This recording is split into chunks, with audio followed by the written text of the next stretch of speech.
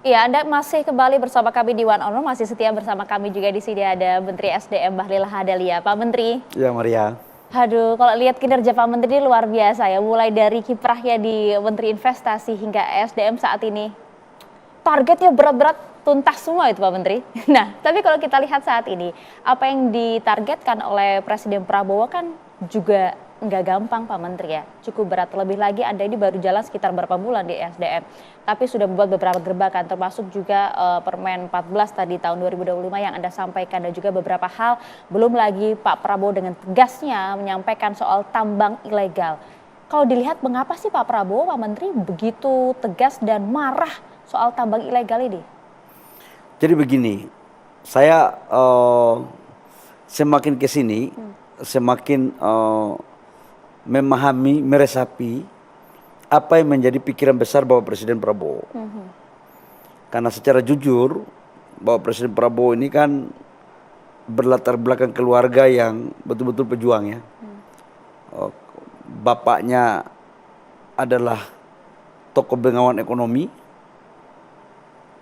kakeknya juga adalah salah satu intelektual pendiri bangsa, dan beliau kan adalah seorang prajurit sejati yang betul-betul rela mengorbankan nyawanya pun untuk kedaulatan dan marwah bangsa gitu.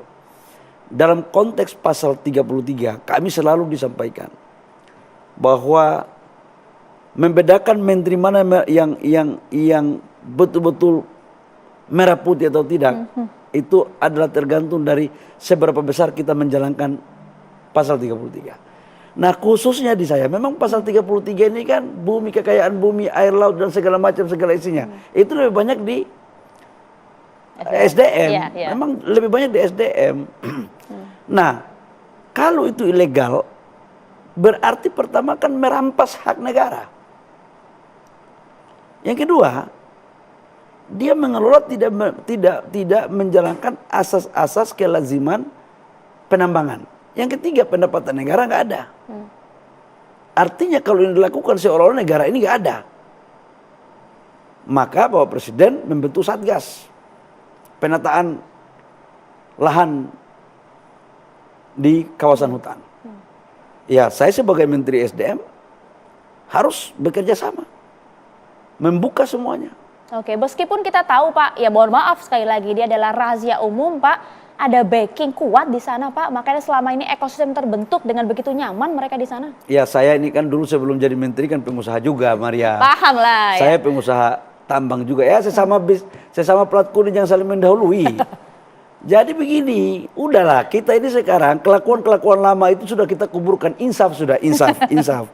Karena Bapak Presiden sudah memerintahkan siapapun backingannya, nggak peduli, penegakan aturan harus dilakukan.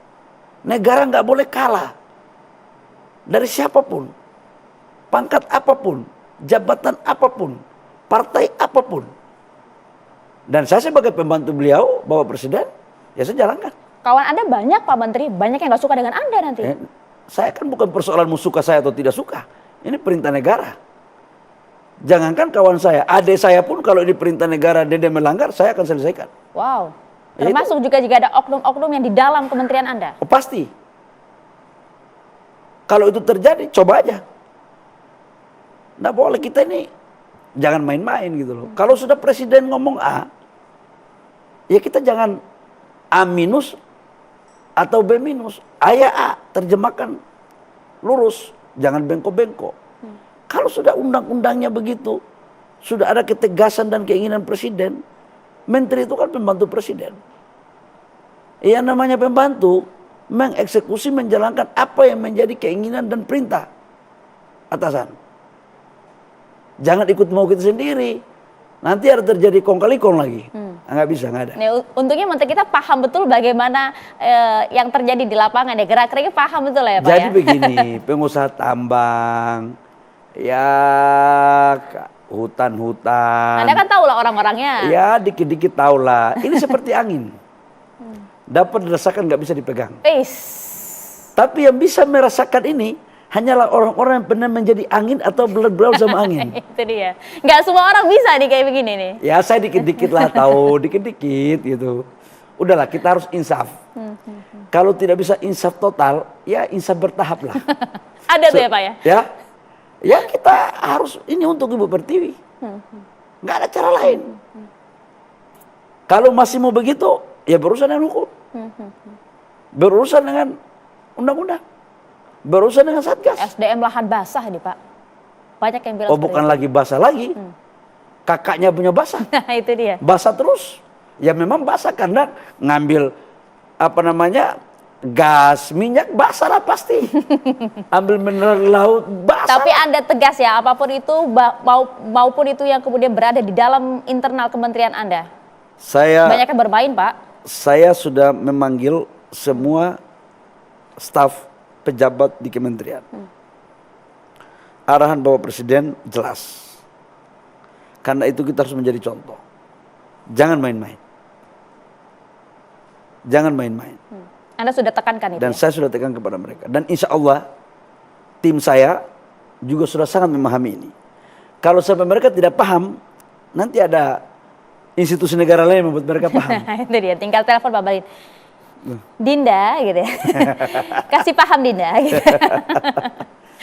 Tapi Pak Menteri, baiklah dengan segala capaian yang kemudian Tapi Anda gini sudah Mbak, saya lakukan berpikir saat begini ini. Mbak ya.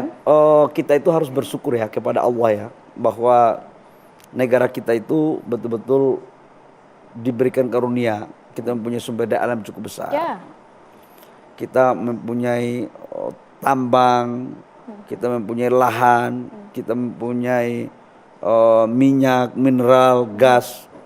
Dan sesungguhnya para founding father kita ketika mendirikan negara ini kan telah berpikir jauh bahwa seluruh kekayaan ini harus dikelola sebesar-besarnya untuk kepentingan dan kesejahteraan masyarakat. Yang berikut, tidak boleh ada monopoli. Ya. Harus dilakukan asas pemerataan, asas kekeluargaan, keadilan. Jangan itu lagi. Nah, Sedih juga kita lihat sejalan dengan itu, Bapak Presiden Prabowo sangat memahami ini secara baik dan memerintahkan kepada kami untuk menjalankan ini secara kafah. Jangan ada penyimpangan terhadap penterjemahan makna daripada pasal 33.